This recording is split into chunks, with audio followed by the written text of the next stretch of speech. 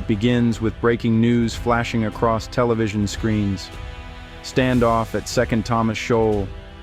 Anchors announce, their voices urgent and grave. The world's attention snaps to the West Philippine Sea, where rival vessels drift in a tense, dangerous dance.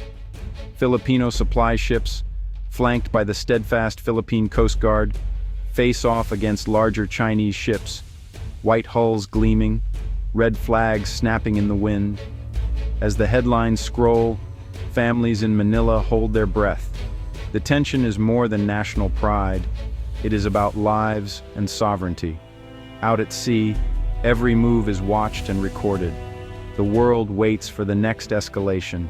A single wrong turn could trigger disaster. Social media explodes. Clips of the confrontation trend worldwide. Governments issue statements urging calm, but nerves remain frayed. Diplomats brace for long nights ahead as the region edges closer to crisis. The scene is set. The latest chapter in a struggle that is as much about territory as it is about power, honor, and the future of Asia's seas. Dawn breaks over choppy waters. The Philippine convoy, a lifeline to the outpost on 2nd Thomas Shoal, moves slowly in formation. Their mission is simple but perilous. Deliver food, water, and fuel to Filipino Marines stationed on a rusting ship, the BRP Sierra Madre. Each crew member knows the risks, but duty calls stronger than fear. Across the horizon, the silhouettes of Chinese Coast Guard ships appear.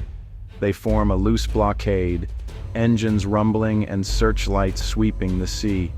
Their intent is clear: stop the Filipino vessels from completing their mission. The Chinese ships, larger and more numerous, cast long shadows over the smaller Filipino boats. Radio chatter fills the air. Filipino captains communicate with their Chinese counterparts, both sides asserting their rights. The tension is almost physical, felt in every heartbeat and every creak of the ships. At any moment, things could spiral out of control. But the Filipino crews press on. Supplies must get through. Their resolve is as unyielding as the reefs beneath the waves, a testament to courage in the face of overwhelming odds. At the center of this drama stands an unlikely fortress, the BRP Sierra Madre. Once a World War II landing ship, it now lies grounded on 2nd Thomas Shoal. Rusted and battered, it's held together by steel, wood, and the will of Philippine Marines. For over 2 decades, the Sierra Madre has stood as a living symbol of the Philippines' claim. Each flag hoisted high sends a message: this reef is ours, and we are here to stay. As the Filipino convoy nears the shoal, Chinese ships move to intercept. Engines roar as the blockade tightens. Warnings echo over loudspeakers. Each side claims these waters. Suddenly, jets of water arc through the air. Chinese crews unleash water cannons, drenching Filipino boats. Filipino sailors cling to rails, refusing to turn back. Despite damage, they press on, undaunted and brave. This confrontation is not just about rocks and reefs. At stake is the very idea of a rules-based world order. In 2016, the Permanent Court of Arbitration in The Hague ruled in favor of the Philippines, invalidating China's sweeping claim over the South China Sea. The world recognizes the West Philippine Sea as part of Philippine territory, yet China refuses to accept the ruling. Their ships continue to patrol, build, and blockade. For the Philippines, every supply run is a stand for international law. For China, it is about projecting power and influence. Billions of dollars in trade pass through these waters every day. Oil tankers, cargo ships, and fishing vessels from dozens of countries rely on safe passage. Any conflict here could disrupt global commerce, driving up prices and creating chaos far beyond Asia. So yeah, the world watches closely. The outcome of this standoff will shape not just the fate of a reef, but the rules that guide peace, cooperation, and prosperity for all. With overwhelming military strength, China could seize the Sierra Madre in just a few hours. Yet, Beijing stops short. Instead, it relies on intimidation and pressure. Why? Well, The answer is complex and rooted in politics, economics, and image. China's leaders know that open war would be disastrous. Global trade would stall, and investors would flee. Sanctions and condemnation would follow, harming China's economy. The world's opinion matters. China's reputation as a rising power depends on it. Diplomacy also plays a role. China seeks to influence neighbors, not alienate them. Aggression strengthens alliances among its rivals, especially between the Philippines and the United States.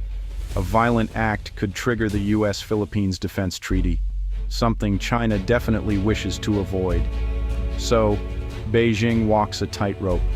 It flexes its muscles, but avoids the step that could turn a standoff into a shooting war.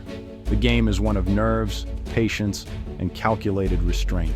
The U.S.-Philippines Mutual Defense Treaty looms large over every encounter in the West Philippine Sea. Signed back in 1951, the treaty promises that an armed attack on either country in the Pacific will trigger joint defense actions. For the Philippines, it's both a shield and a deterrent. American warships regularly sail nearby. Their presence is a reminder the Philippines is not alone. Training exercises, shared intelligence, and military aid all underscore this partnership. In moments of crisis, U.S. officials quickly voice support, warning China against further escalation. This alliance does more than just boost morale. It changes the balance of power. China must always calculate the risk of facing not just Filipino Marines but also U.S. forces. The possibility of great power conflict keeps tensions high, but violence low. For now, the treaty is untested by war, but its very existence shapes every maneuver, every decision, and every hope for peace in these disputed waters. The battle in the West Philippine Sea rarely involves bullets or bombs. Instead, China employs what are called gray zone tactics, actions that are aggressive and disruptive, but fall short of war. Water cannons replace gunfire, lasers and sirens harass crews, maritime militia boats swarm like bees, shadowing and crowding Filipino ships. These tactics create confusion and fear. They wear down the opposition without drawing international condemnation.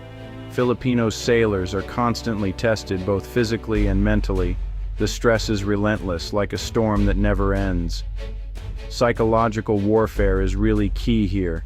China wants to show dominance without crossing red lines. The message is clear. Resistance is costly, submission is easy. For the Philippines, every successful mission becomes a small act of defiance, a signal that intimidation will not win. Gray zone tactics are the new normal. They challenge old ideas of conflict, requiring new strategies, alliances, and above all, resilience. The Philippines responds with transparency and restraint. Every confrontation is filmed and shared with the world. Diplomats work tirelessly, building coalitions and rallying support. The government stays calm, refusing to take the bait or escalate violence.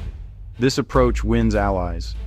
Nations respect the Philippines for upholding the law and seeking peaceful solutions. Each victory is a reminder that real strength is measured not just in firepower, but in principles and perseverance. In the end, courage, restraint, and alliances shape the balance of power. The West Philippine Sea remains contested, but the Philippines stands tall, defiant, proud, and never alone. The true test of power lies not in who can start a war, but in who can prevent one. As the sun sets over the contested waters, hope remains. The world has seen the strength of those who choose peace, and the future depends on such choices, today and always.